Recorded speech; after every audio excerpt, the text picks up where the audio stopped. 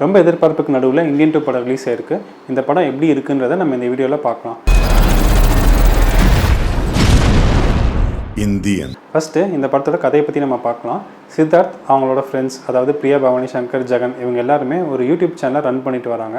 அவங்க சமுதாயத்தில் நடக்கிற பிரச்சனையெல்லாம் அந்த யூடியூப் சேனலில் போஸ்ட் பண்ணிட்டே வராங்க. ஒரு கட்டத்துக்கு மேலே அவங்க போஸ்ட் பண்ணுறதுனால இதுக்கான எந்த தீர்வும் கிடைக்க போகிறது இல்லை. இந்த சமுதாயத்தில் நடக்கிற பிரச்சனைக்கு எல்லாத்துக்கும் தீர்வு வேணும் அப்படின்னா இந்தியன் தாத்தா தான் திரும்ப வரணும் அப்படின்னு சொல்லிட்டு கம்பேக் இந்தியன் அப்படின்ற ஹேஷ்டேகை ட்ரெண்ட் பண்ணி விட்டுறாங்க. அதுக்கப்புறம் இந்தியன் தாத்தா வந்தாரா இல்லையா, வந்தவர் என்ன செஞ்சார் அப்படின்றத அந்த படத்தோட மீதி கதை.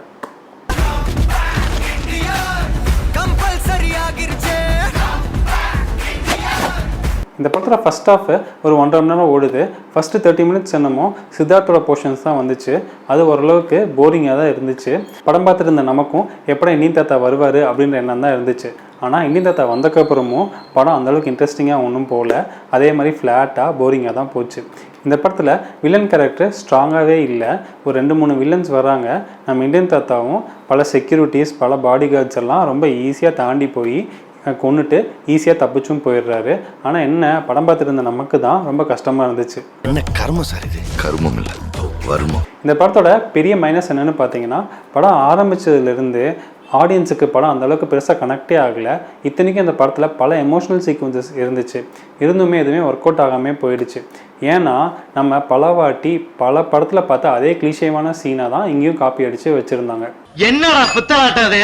அதே மாதிரி இந்த படத்தோட ஸ்க்ரீன் பிளேவும் பெருசாக சொல்லிக்கிற மாதிரி இல்லை. அடுத்து என்ன நடக்க போகுது அப்படின்றது தெரிஞ்சால் கூட பரவாயில்ல, அடுத்து என்ன வேணாலும் நடக்கட்டும், தயவு செஞ்சு படத்தை சீக்கிரமாக முடிங்க அப்படின்ற மாதிரி தான் இந்த படத்தோட ஸ்க்ரீன் பிளே இருந்துச்சு. அதே மாதிரி இது ஒரு தமிழ் படமா அப்படின்ற டவுட்டே எனக்கு வந்துச்சு. ஏன்னு பார்த்தீங்கன்னா, கமல் சார் பாதி படத்துக்கு மேலே ஹிந்தியில் தான் டைலாக் பேசியிருக்காரு. அதை தமிழில் டப் பண்ணி தான் ரிலீஸ் பண்ணியிருக்காங்க. அதனாலையும் இந்த படத்தை அந்தளவுக்கு நம்மளால் ஒன்றி பார்க்கவே முடியல. அதே மாதிரி இந்த படத்தில் நம்ம தமிழ்நாடு கவர்மெண்ட்டோட ஃப்ரீபீஸ் ஸ்கீம்ஸ், அதாவது இலவச திட்டங்களையும் இழிவுபடுத்தி ஒரு சீன் வச்சுருக்காங்க.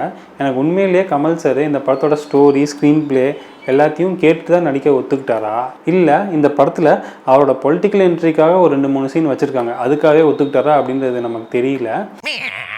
இந்த படத்தில் வேறு எதுவுமே நல்லா இல்லையா அப்படின்னு கேட்டிங்கன்னா, மனோபல வர போர்ஷன்ஸு, அப்புறம் விவேக் சாரோட ஒரு 2-3 பஞ்சஸ், இதை தவிர வேறு எதுவுமே இந்த படத்தில் நல்லா இல்லை. மொத்தத்தில் இந்த படம் எப்படி இருக்குன்னு கேட்டிங்கன்னா, கவர்மெண்ட் எம்ப்ளாயீஸ் பண்ணுற ஊழலை அவங்க ஃபேமிலியில் இருக்கிறவங்க தான் தட்டி கேட்கணும் அப்படின்னு டேரக்டர் சொல்கிறாரு.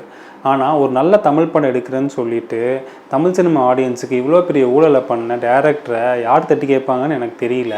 ஆனால் போகிற போக்க பார்த்தா அதித்தி சங்கர் மாதிரியே டேரக்டர் சங்கரும் இதே மாதிரி படம் எடுத்துகிட்டு இருந்தாருன்னா ஒரு மீம் மெட்டீரியலாக மாறிடுவாருன்னு மட்டும் எனக்கு தெரியுது. வேறு ஒரு வீடியோவில் நம்ம மீட் பண்ணலாம். அன்டில் தென், பாய்.